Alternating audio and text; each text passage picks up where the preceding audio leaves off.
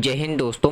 Welcome to daily UPSC mains answer writing practice. तो देखिए, आज जो हम क्वेश्चन डिस्कस करेंगे वो जो रिसेंटली अभी 2024 में यूपीएससी का जो मेंस का पेपर हुआ है, अभी हम उसका जीएस 2 का पेपर डिस्कस कर रहे हैं। आज हम क्वेश्चन नंबर 14 डिस्कस करेंगे। ऑलरेडी हमने 13 क्वेश्चन इसके डिस्कस कर लिया।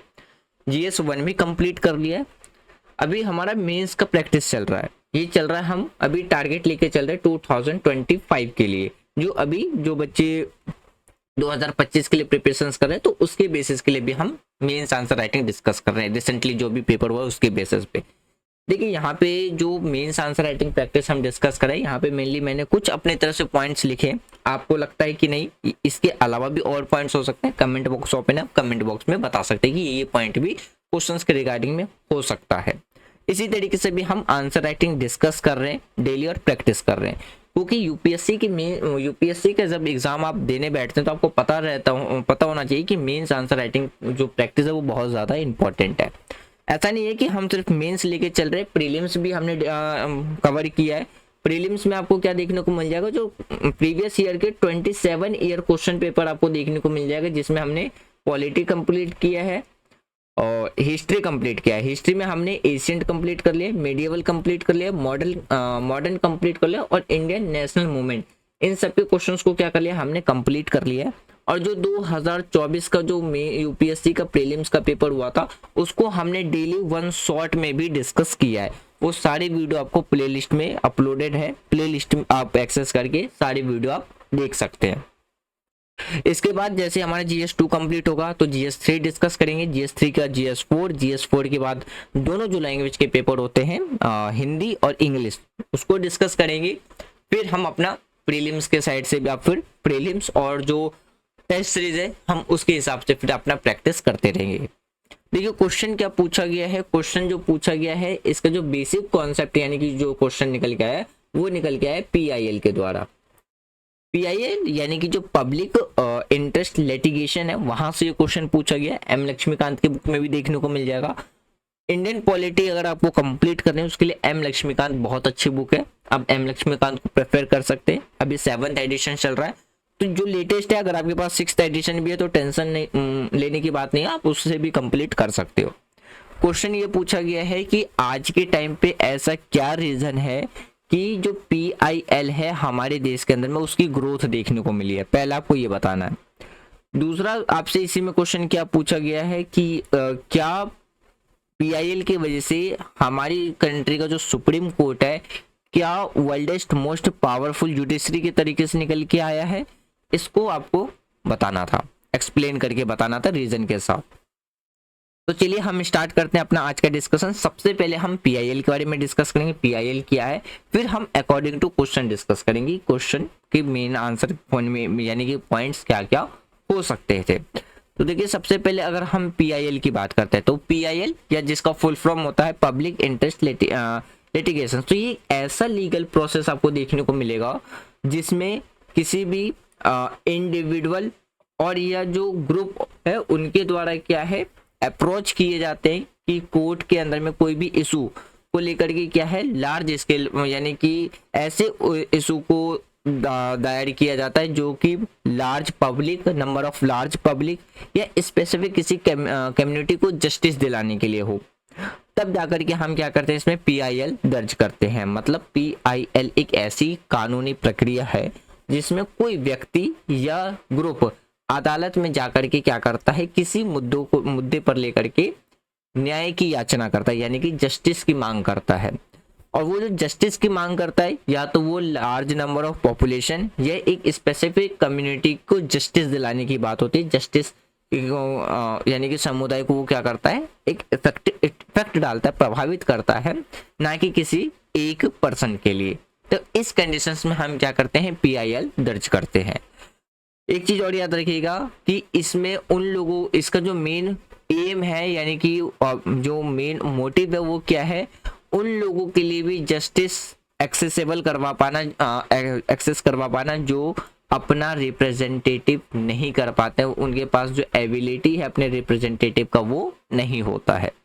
कुछ की पॉइंट्स की बात करते हैं अबाउट PIL के द्वारा। इसका जो मेन पर्पस है वो क्या है, जो राइट यानी कि जो मेडिकलाइज्ड पीपल होते हैं, डिसएडवांटेज जो पीपल होते हैं, ये जो वीकर सेक्शंस होते हैं, इनके राइट्स को क्या करना, प्रोटेक्ट करना।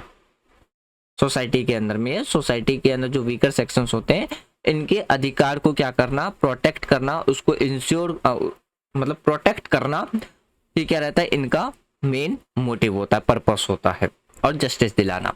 दूसरा आपको देखने को मिलेगा हु कैन फाइल, यानी कि कौन दायर कर सकता है पीआईएल।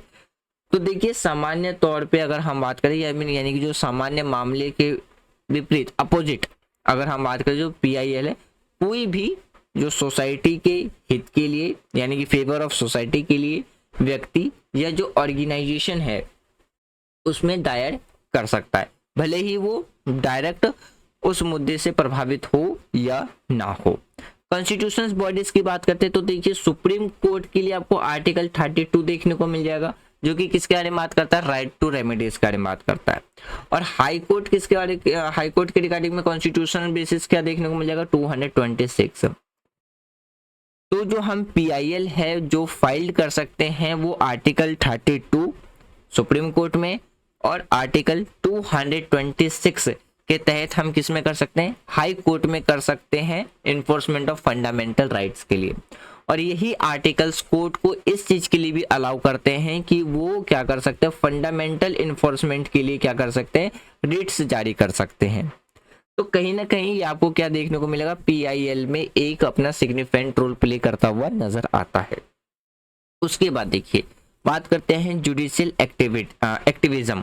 तो जो पीआईएल है वो क्या करता है, एक ऐसे टूल की तरीके से काम करता है जो कि एड्रेसेस करता है जुडिशरी से ऐसे एड्रेसेस को मतलब ऐसे एड्रेसेस को वो करता है, लागू करता है, या उसमें महत्वपूर्ण भूमिका निभाता है, सिग्निफिकेंट रोल प्ले करता है। जैसे अगर हम एनवायरनमेंट के रिगार्डिंग में बात करते हैं या सोशल एंड इकोनॉमिक इशू के रिगार्डिंग में बात करते हैं, तो इसमें वो क्या करता है, जुडिशरी अपना एक इम्पोर्टेंट रोल प्ले करता है, जिसके वजह से जो जस्टिस है वो और भी ज़्यादा क्या बन जाता है, हमारा इंक्लूसिव और एक्सेसिबल बन जाता है। ये आपको देखने को मिलेगा। तो ये था पीआईएल और पीआईएल के बारे में कुछ पॉइंट्स। अब हम बात करते हैं अकॉर्डिंग टू क्वेश्चन के बारे में। देखिए रीजन क्या है कि आज हमारी कंट्री में जो पीआईएल है वो ग्रोथ होते हुए नजर आएगा। तो सबसे पहले है access to justice for all, यानी कि सभी के लिए जस्टिस क्या हो पाना, एक्सेस हो पाना। तो जो पीआईएल है वो अलाउ करता है हर एक पर्सन के लिए, यानी कि पीपल्स के लिए, इवन जो डायरेक्टली अफेक्टेड हो, जो डायरेक्टली अफेक्टेड ना होते। और इसका जो मेन अप्रोच है वो किसके लिए, कि कोर्ट के लिए कोई भी जो इशू है वो इम्पैक्ट करता हो, इम्पैक्ट डालता हो लार्ज नंबर ऑफ पब्लिक पे, यानी कि ज़्यादा जनसंख्या पे लोगों को प्रभावित करता हो, या सोसाइटी के अंदर में जो मेडिकलाइज्ड पीपल हैं, जो वीकर सेक्शन सोसाइटी के अंदर में जिन्हें जस्टिस नहीं मिल पाता है, तो उनके लिए क्या करता है, ये एक जस्टिस प्रोवाइड कराने का काम करता है, उनके लिए जस्टिस एक्सेस कराने का काम ये करता है। पीआईएल के माध्यम से हम लोग चाहे वे सीधे प्रभावित ना हो, लेकिन उन मुद्दों के लिए अदालत जा सकते हैं जो बड़े पैमाने पर जनता को प्रभावित करते हैं, जिससे जो कमजोर वर्ग है उनको भी क्या मिल सके, न्याय मिलने में हेल्प मिल सके। आप इससे याद रख सकते हैं। उसके बाद आता है आपके पास जुडिशियल एक्टिविज्म।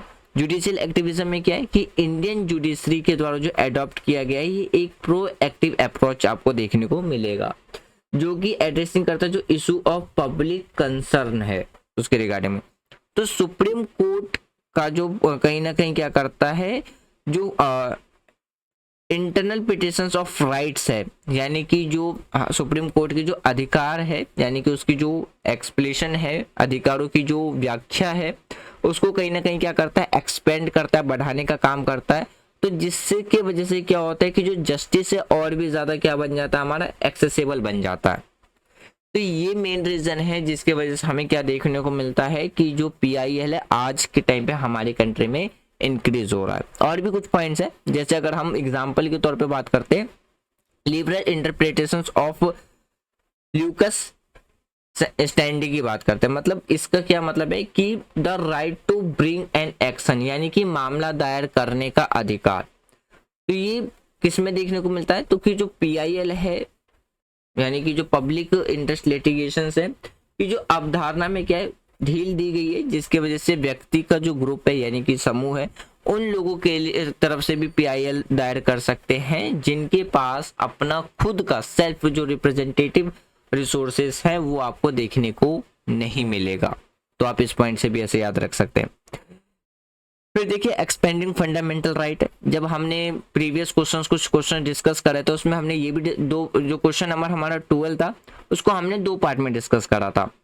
सेकेंड पार्ट जो हमने डिस्कस करा था उसमें प्रॉपरली हमने डिस्कस करा था आर्टिकल 21 के अंदर में कौन कौन से और आर्टिकल राइट्स आते हैं, तो उसमें अप्रोक्स मतलब 20 अधिकार हमने डिस्कस करा था। तो एक तरीके से क्या है कि जो जुडिशरी है वो थ्रू आर्टिकल 21 आर्टिकल 21 के द्वारा, अनुच्छेद 21 के द्वारा, जो कि right to life and personal liability है, इसके द्वारा क्या है जो फंडामेंटल राइट्स है इसका क्या किया है, एक्सपेंड किया गया है, बढ़ाया गया है, विस्तार किया गया है। तो जिसकी वजह से कहीं ना कहीं जो हमारा पीआईएल टूल है और भी ज्यादा क्या बन जाता है, एक इंश्योर करता है एक बेटर गवर्नेंस को। तो ये आपको देखने को मिल जाएगा। तो जिसकी वजह से हमारी कंट्री के अंदर में क्या है, पीआईएल कहीं ना कहीं पीआईएल का ग्रोथ देखने को मिला है। उसके बाद आता है सपोर्ट फ्रॉम सोशल एक्टिविटीज। ये कहीं ना कहीं किसके द्वारा सपोर्ट प्रोवाइड कराया जाता है, सोशल एक्टिविटीज के द्वारा कराया जाता है। जैसे अगर हम एक्टिविटीज की बात करते हैं एनजीओ के द्वारा, तो उनके द्वारा भी यूज किया जाता है पीआईएल, जिसकी वजह से जो भी इशू है, जो भी मुद्दा है, जैसे अगर हम एनवायरमेंटल प्रोटेक्शन की बात करते हैं, ह्यूमन राइट प्रोटेक्शन की बात करते हैं, करप्शन की बात करते हैं, तो जिसके बेसिस पे क्या किया जाता है, उनके द्वारा पीआईएल दर्ज किया जाता है। तो जिसकी वजह से कहीं ना कहीं हमारी कंट्री के अंदर में क्या है, पीआईएल का ग्रोथ आपको देखने को मिलेगा। फिर देखिए बात करते हैं मीडिया एंड पब्लिक अवेयरनेस। तो कहीं ना कहीं जैसे जैसे मीडिया कवरेज इंक्रीज हुआ है तो उसमें हाईलाइट किया गया है जो भी सोशल इशू है, यानी कि जो भी सामाजिक मुद्दे हैं जिसमें पब्लिक का अटेंशन भी काफी ज्यादा क्या हुआ, बढ़ा हुआ है। तो इसके वजह से हमें क्या देखने को मिलता है, एक पीआईएल का ज्यादा यूज देखने को मिलता है किसके, रेमेडीज। तो देखिए आर्टिकल 32 किसके बारे में बात कर रहा है, राइट टू रेमेडीज के बारे में बात करता है, जिसको डॉक्टर भीमराव अंबेडकर ने क्या कहा था, heart and soul of the Indian constitution कहा था। देखिए कुछ एग्जांपल की बात करते हैं एंड आर्टिकल कॉन्स्टिट्यूशन आर्टिकल्स की बात करते हैं। तो आर्टिकल 32 सुप्रीम कोर्ट के लिए जो कि हमारे पास राइट है, राइट टू रेमेडीज, और आर्टिकल 226 जो कि इसके बारे में बात करता है, हाई कोर्ट के बारे में बात करता है। तो ये हमें इस बात का अधिकार देता है कि हम अपने फंडामेंटल राइट के लिए क्या कर सकते हैं, हाई कोर्ट और सुप्रीम कोर्ट में अपील कर सकते हैं, रिट्स जारी कर सकते हैं उसके इन्फोर्समेंट के लिए। तो कहीं ना कहीं ये क्या करता है, एक पीआईएल के लिए भी क्या करता है, फैसिलिटिंग का काम करता है। एग्जाम्पल के लिए तौर पे अगर हम बात करें तो आपको देखने को मिलेगा वंशिका गाइडलाइंस 1997 का केस है, जिसमें प्रिवेंट किया गया था कि जो भी वर्क प्लेस है तो वहाँ पे जो वर्क प्लेस पे जो सेक्सुअल हरासमेंट है उसके रिगार्डिंग में क्या है, पीआईएल दर्ज किया गया था, से यानी कि वहां से पीआईएल दर्ज किया गया था, आप मतलब ऐसे समझ सकते हैं। तो ये आपको क्या देखने को मिलेगा, एक एग्जांपल अच्छा खासा देखने को मिल जाएगा। उसके बाद देखिए बात करते हैं कि क्या हमारे देश में पीआईएल की वजह से जो हमारी कंट्री का जो सुप्रीम कोर्ट है वो एक तरीके से वर्ल्ड मोस्ट पावरफुल जुडिशरी के तौर पे निकल करके आया है। तो कह सकते हैं यस, क्यों, क्योंकि काफी हद तक जो सुप्रीम कोर्ट की जो पावर है, यानी कि जो सुप्रीम कोर्ट के पास जो पावर है वो लॉ एंड गवर्नमेंट एक्शंस को रिव्यू करने की पावर देखने को मिलता है थ्रू किसके द्वारा, जुडिशियल रिव्यू। और ये पावर किसके द्वारा, कहाँ से मिलती है जो सुप्रीम कोर्ट को, तो आर्टिकल 13 से ये पावर मिलती है। तो जिसके वजह से क्या है, कहीं ना कहीं पीआईएल को क्या मिलता है, एक सिग्निफिकेंट रोल यहाँ से मिलता है। कुछ पॉइंट बात करते हैं, देखिए लैंडमार्क केस की बात करें, जैसे कि Maneka Gandhi versus Union of India का केस था। तो इसमें जो इंटरप्रिटेशंस थे आर्टिकल 21, इसको क्या किया गया था, और भी ज्यादा एक्सपेंड कर दिया गया था। तो जिसमें जो हमारी जुडिशरी थी और भी ज्यादा क्या हो गई थी, पावरफुल हो गई थी, यानी कि उसके जो पावर्स थे वो और भी ज्यादा क्या हो गए थे, एक्सपेंड किया था। तो जो पीआईएल है जो उसमें क्या है, कोर्ट्स जो अगर हम बात करते हैं तो नागरिकों के द्वारा क्या है, पीआईएल यूज किया जाता है। तो इसका मेन मोटिव ये होता है कि जो राइट्स हैं उनको क्या किया जा सके, उनको सिक्योर किया जा सके, और भी ज्यादा क्या किया जा सके, इसे जो अकाउंट आंसरेबल है या अकाउंटेबिलिटी है उसको क्या किया जा सके, सुनिश्चित करने के लिए अदालत की जो पीआईएल के उपयोग से इसकी क्या है, जो रेपुटेशन है वो क्या है, और भी ज्यादा बढ़ी है। कंक्लूजन में आप कह सकते हैं कि जो भी हमारे सोशल जस्टिस है, या हम बात करते जो पब्लिक वेलफेयर हो गया, या हम सेफ गार्डिंग की बात करते हैं, कॉन्स्टिट्यूशनल राइट जो सुप्रीम कोर्ट से, तो जिसके वजह से जो सुप्रीम कोर्ट के पास जो पावर देखने को मिलता है वो ग्लोबली कहीं ना कहीं हमारी कंट्री का जो जुडिशियल बॉडीज है वो ग्लोबली कहीं ना कहीं उसकी जो पावर है वो क्या हुई है, इंक्रीज हुई है। तो फ्रेंड्स यही था हमारा आज का डिस्कशन। नेक्स्ट वीडियो में जो हम क्वेश्चन डिस्कस करेंगे वो कौन सा क्वेश्चन होगा, इसमें ये क्वेश्चन डिस्कस करेंगे 15th क्वेश्चन कि डिस्कस करना है कि हमारी कंट्री जो एक सर्कुलर स्टेट है और यूएसए की जो सर्कुलर यूएसए की कॉन्स्टिट्यूशंस में जो सर्कुलर प्रिंसिपल है इसके बेसिस पे हम कंपेयर करेंगे। तो मिलते हैं नेक्स्ट वीडियो में। अगर आपको वीडियो पसंद आ रही है ऐसे ही मोर इन्फॉर्मेटिव वीडियो के लिए आप चैनल को लाइक कर सकते हैं, शेयर कर सकते हैं एंड अपना सपोर्ट दिखा सकते हैं। फीडबैक के रिगार्डिंग में आपको कोई सजेशन देना है, आपका सजेशन दे सकते हैं। अगर आपको मेरे आंसर को इवेल्युएट करके मार्क्स देना है आप मार्क्स दे सकते हैं।